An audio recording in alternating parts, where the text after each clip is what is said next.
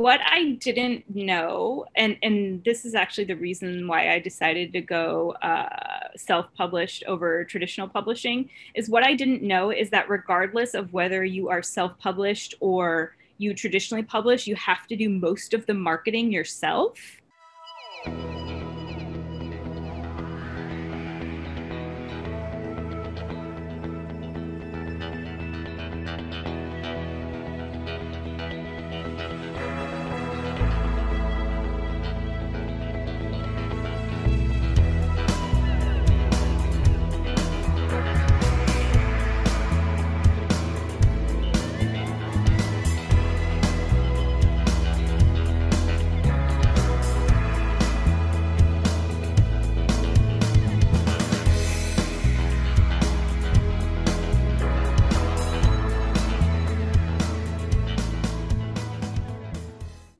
Hi, everybody. I am Dr. Kristen Donnelly, one of the good doctors of Abbey Research. At Abbey Research, we deeply believe that curiosity can change the world, largely because it's the only thing that ever has. We change our minds about things and understand the world differently through stories and relationships, not shame or statistics. And in service of that, we've started this series, been doing it for most of 2021 now, and can't wait to keep going. It's so much fun. It's called Welcome to My World, and I get the opportunity to talk to people from all over the world about things in their lives that I don't know anything about. And let me tell you, everybody is different than me, and I learned so much, and I know you will too. And today's guest is absolutely no exception at all. I would like to welcome Jay Ashino, who is who has been an educator for over 20 years. As a fellow educator, some battle scars. And very recently, like within the last couple months, her first novel, A Year of Rain, and rain being the weather, not the horse or the crown. So A Year of Rain, just so everyone's clear, released. So exciting. And it's been a dream more than 20 years in the making. And so I can't wait to dig in and talk about it. Jay, thank you so much for joining us. Oh, thank you so much for having me. I'm so excited to be here. Well, let's dive right in. Tell me about the book. Okay, so I guess a little bit of backstory before, is that okay? Absolutely. It's your conversation. So yeah, I wanted to be an author when I was like 18, when I first started university, and I wrote a ton of stuff, and I sent a bunch of letters, submissions to publishers, because way back then you had to do it via paper mail, right? So like there was no, submitting emails or anything like that. So, and I got just like stacks and stacks of rejection letters, and I kind of gave up, and I was like, okay, well, I love books. I love reading. I'll be a teacher, I guess. I'll be a literature teacher. And then when I have free time, I'm just going to write, right? Which is so funny because that did not happen. But the pandemic happened, and we were all offered a lot of free time, which gave me a lot more free time to write, something I hadn't done seriously since I was 18, but then I picked it back up again in 2016, and I was like, I was going to write this novel, but it never came to fruition. And then all this time happened, and they're like, here's this time. So I guess, what am I going to do with it? I'm going to write a book now. And that's kind of how A Year of Rain happened. And so I built a lot of my own kind of personal struggles through the pandemic into my story. And hopefully like those will come out in the reading, like that isolation and loneliness that we feel, that's being separated from people we care about, those kinds of things. So it's a story about a woman who is lost in the woods, and she's separated from her friends and her family, and she gets injured, and she stumbles upon a cabin in the woods, and inside is a strange man that she doesn't know, who turns out to be like so nice and kind and caring, and he takes care of her, and she falls in love with him. But he's got a big secret that she doesn't know about. So that's the story, and that's kind of how it came to be. I love it. I love stories where somebody has a secret and maybe we know it and the other people don't, and like how that all unfolds. I mean, every story, right? Like there's that adage that every story is somebody goes on a journey or somebody comes home. Like everything boils down to those two stories, which I really agree with as a writer myself. And I do much shorter works. I do transformative works. So I aspire someday to write a novel.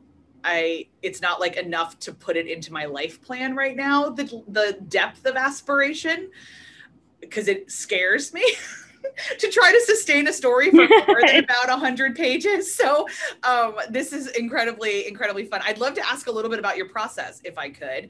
So if this is a pandemic book, which I think there's not going to be a shortage of them, how would I say this? Did writing this give you structure to your day, or did you just write whenever the words came? How did that work? So I actually wrote this novel as a part of National Novel Night Writing Month, which is in November, right? Yeah. So I'm sure people know about that, right? I don't know. So National Novel Writing Month is, or NaNoWriMo, which is, its abbreviation, is happening right now. There's also an event that happens in April that's kind of like National Writing Month Part 2. And then they do like camps through the summer. So we will link the link to the website, and it's below if anybody doesn't know about it. I've participated in it nearly every year, but entirely for my transformative works and not for an actual novel. But I know people that use it to write their PhD, and like they love the tracker of it. So it's like a national accountability circle in a way. Yeah, so that's how I remain focused, is like, okay, the website was like, you have to write this many words per day, and I was like, okay, yeah, sure, whatever. And then I'm like, oh crap, no, I gotta write this many words. It's like a thing you create, and yet like there's this incredible pressure to do it. It's so funny. Yeah. So that's kind of like the kind of writer I am. I'm a total, like, I'm not a planner at all, which is so weird because in my actual real life, I am super organized and everything is planned out, especially where teaching is concerned. Like I have a weekly plan, it's detailed, I know what I'm doing every week. But when I sit down to write, it's like, what am I doing? I don't know. Let's just figure it out. But the word count, it's like you have to do like 1,000 words today. That really helps me. Like even if it's garbage, even if I'm writing like who knows what I'm writing, like I'm writing a description of the characters, and like that counts to your word count. Absolutely. Because you can't edit what's not on the paper, and editing is a massive part of storytelling. Exactly. Yeah, I totally get that. I have I didn't do Nano in 2020 because my reaction to the pandemic was different than yours, and I couldn't do Nano, which is there's a much wider and more fascinating conversation about how creative people reacted to the pandemic, and like all the different ways that we found navigating through it at different phases and what that kind of all looked like and everything else. But I have a word count spreadsheet that I use every year. And I've decided this is how many words I want to write this year. And the spreadsheet does all the math for me to say, this is how many you have to write per day or per month or per whatever. And I'll stare at it sometimes and I was like, I don't have anything.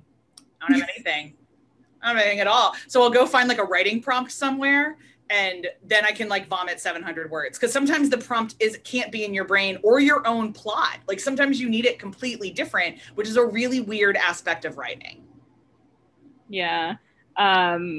Like I don't even know, I had never, it's so funny, I don't even know how I did this. I had never written a whole novel before. Like I said, I started writing seriously again in 2016, but I had this idea and I had pieces of a novel, but I didn't have any, and this is a completely different story than the one that actually I went with, A Year of Rain. So this is a completely different story, the 2016 book. And I couldn't get it out. Like I couldn't get the words on the paper at that time. And so like, I don't even know how I did this. I think it was just like, okay, this website is telling me I have to write these words. And then my coworkers, we're all doing this kind of together. We, like a group of us, 4 of us got together and we're like, we're going to do this NaNoWriMo. And it's so funny because they did not invite me initially to participate. And so when I found out, I like confronted my best friend. I was like, what is this? You know, I'm a writer, right? and then so it became like, okay, well, I'm going to show you because I was not invited initially. So now I'm just going to like blow you all out of the water. So I think my my competitive brain. No, like, I was say healthy competition is real. Yeah. And I was the only one out of the 4 of us who actually did the 50K. So nice job. Yeah. Nice job. So then I got some more practical stuff. So when did you decide it was something, there's a difference as to, I should say to people, between writing something and publishing it. And those are different, almost emotional journeys for a lot of us. There's a difference between writing and sharing for many of us. Did you always know you were going to publish this as you were writing it, or did that come later? No, actually, it's so funny that you asked me this because that is entirely due to Clubhouse. Oh God, I love Clubhouse. Yeah. I know. That's where I met you. I met you on Clubhouse. Yep. Yeah. So when I joined Clubhouse, it was like February 2021. I was like, oh, everybody's talking about this Clubhouse at the time. What am I doing here? And I had no idea what I was doing on Clubhouse. And then I just kind of like found all these writers and these writing rooms, and there were people giving you advice and telling you how to get published, and just like all these seasoned authors who, you know, knew what they were doing, and they self-published. And I learned, I'm not even kidding, literally everything about self-publishing from Clubhouse. And so at that time, yeah. And at that time, like, that's kind of where I went with my Clubhouse persona. It's still me, but, you know, I was like, okay, so this is who I'm going to be on Clubhouse. I'm going to be Jay Ishino. I'm going to be the author. And I'm going to focus all my time and effort on Clubhouse to learning how to get published. And that's kind of like, so I was about February 2021 is when I decided that, okay, I'm going to do this. I'm going to publish this book. And it was all because of Clubhouse. Amazing. So it's self-published. Yes. What is the most surprising thing about the self-publishing process? Okay, so what I didn't know, and this is actually the reason why I decided to go self-published over traditional publishing, is what I didn't know is that regardless of whether you are self-published or you traditionally publish, you have to do most of the marketing yourself. So it's like, then what's the benefit besides like getting all your money up front, right, from the publishing companies, rather than, you know, what I had to do, which is like front everything. I had to put out all my own money for everything ahead of time. It's like, so if they're not out there doing the marketing for you and you basically have to do it yourself, all you're getting is like their stamp on your book. And so I didn't see the benefit, and I didn't know that before. One of the benefits of going with a publishing company was that going traditional was that they did everything for you, and that they're like, here, buy this book, but they don't do that. And I didn't know that. So that was one of the major reasons I decided to self-publish. Yeah, they do it for enough of the big names that I think the rest of us think they do it for everybody, you know? But there is, I'm sure that, you know, Random House helps Brene Brown market her book, but most of us are not Brene Brown. So it's a really important thing to know. And I think all of us that have dreams of writing, that practicality of you can't make money if you don't market it, is something that I'm glad Clubhouse and some other platforms are talking about more pragmatically. Because like I said, there's a difference between being a writer and being a published writer. Everybody can be a writer, but it takes some drive to want to navigate the business end of it, for sure, because it's a different emotional and creative output. Yeah, definitely. And I still am not a marketing person, and I'm still trying to build my platform, and I still don't think I have any idea how to do that, but I have grown my follower base, and I hope that those people are people who are interested in my work. I hope. And so I hope I've attracted the right people. Well, we are big readers here at Abbey Research, so you've definitely attracted us, and we'll be definitely if we haven't already. I don't just full disclosure, inside baseball, folks. Jay and I are talking in July, so I can't get her book yet. I can just pre-order it. You listening in November are lucky enough to just be able to purchase it and have instant appearance on your Kindle. But we will be looking for it. That sounds just up my alley. I love a love story. I love a mystery. And I love cabins and woods. I think that's a particularly delightful thing. Now, is it set in Japan? It is not. Okay. This is a thing that I do with all my books, is I don't set it in any particular geographical. I'm an author. Is that a word? Listen, writing and speaking are different talents. Writing and speaking are different talents. Yes. I've known that about myself for a very long time, is that I'm a really terrible speaker, but a pretty darn good writer, I hope. There you go. Well, here, pro speaking tip. I have growth areas in speaking, but I am an excellent writer. Get used to saying that in the mirror. There you go. Pro speaking okay. tip. Okay. So I don't set any of my works in actual geographical locations. They're just general. I am writing, it's funny, I'm writing a space opera right now. Because science fiction is actually my favorite genre to read. So I wanted to take a stab at writing it. And I have, it's obviously set on Earth. Well, it's not set on Earth, but they talk about Earth and the moon. So it's Terra and Luna, and then Jupiter's moon, Europa. So those three are actual real places, but the rest of all my planets and stuff are totally made up. So that's as far as I got, as far as like actual real live named things in any of my books. That's fascinating, because I always, even when I'm writing, even I'm actually fairly famous for it among the people that read my work. Like, even if I'm writing something that's like 300 words, I'll ground it in a specific place. Like, I'll give a restaurant name or a street name, or like I will ground it. So I love talking to authors that because we all do it very, very differently, and we all have a different relationship. I love that you don't ground it anywhere. I think that's great, because it allows us to enter into it in a different way. Yeah, that was kind of my hope, is that I felt like if I grounded it anywhere, that I don't know, I was afraid of, I didn't want to alienate people who had never, because I'm from Phoenix, Arizona, like I never heard of this random street or this random bookstore in Phoenix, Arizona, Yeah, and it's interesting. I live outside of Philadelphia in Bucks County, Pennsylvania, and very famously there's a town here called New Hope, which is a big part of the theater scene outside of New York City. It's a huge part of LGBTQ history on the East Coast of the United States.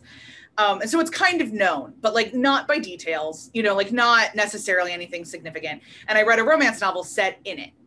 And I was pretty excited. I was like, oh, this will be fun. I've grown up going to New Hope. I go to New Hope all the time. This will be really fun. But they like crossed the Rubicon of like too many details.